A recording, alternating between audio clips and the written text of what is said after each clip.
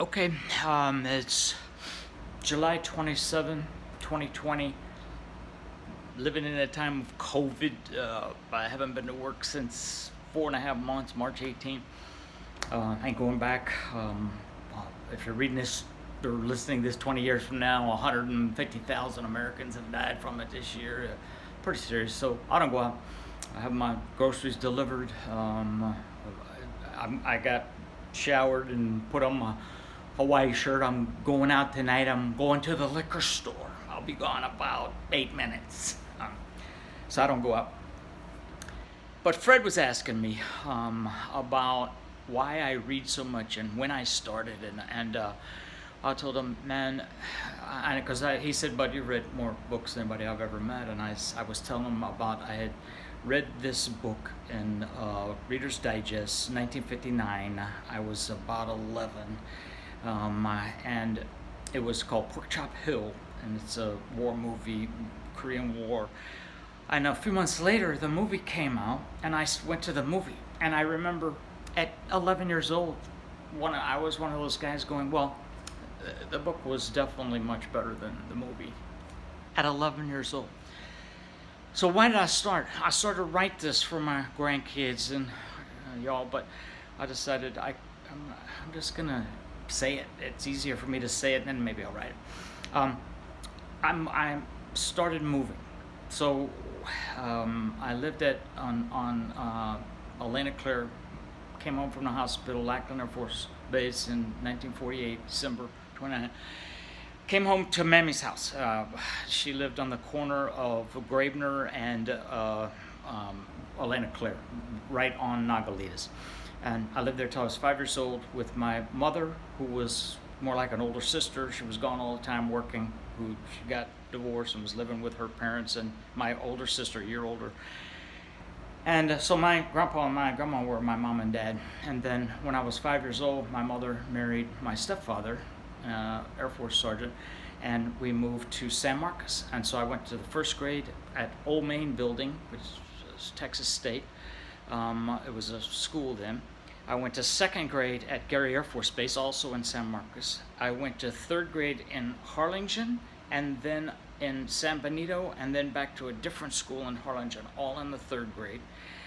And the end of that Harlingen and into the and all of the fourth grade, I had a teacher at Bonham Elementary in the end of the third and the fourth grade who introduced us all to books. She had a little library, a little one-room thing in the school. It was not a library, but it had books. And she made every kid check out a book. And I don't know if I had to give book reports, but I checked out a Hardy Boys mystery. And so I became kind of fascinated with that because there's nothing else going on in your life. In 1959, 58, whenever that was, 57, there was 3 channels, literally, and they weren't even on 24 hours a day, and whatever was on them, we only watched what my mother wanted to. I had only my family. I didn't know anyone. We had moved 4 schools there. First grade, San Marcos 2, and San Marcos 5 schools by the time I was into the 4th grade.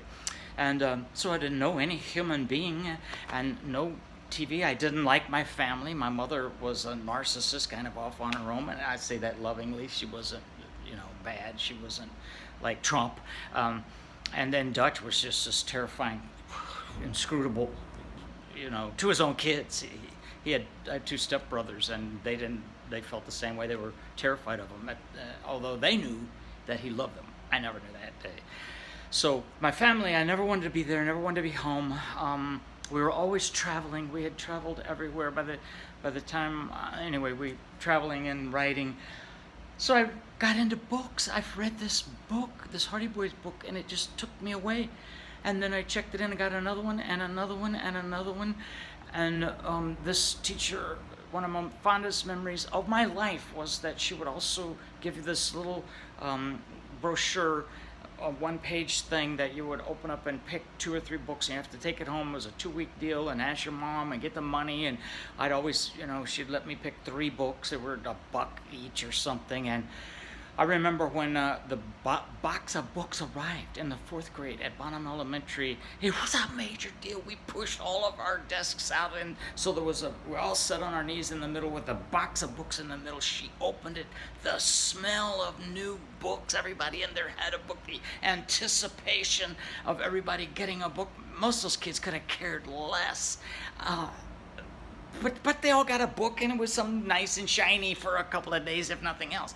But for people like me, it was that connection, that smell of books. I never have not had a book open since that day, since the third grade Hardy Boys. I have been reading at least one book every single day up until today. I have 3 books open, one on Jefferson, Hamilton, and Adams, and then a Salander,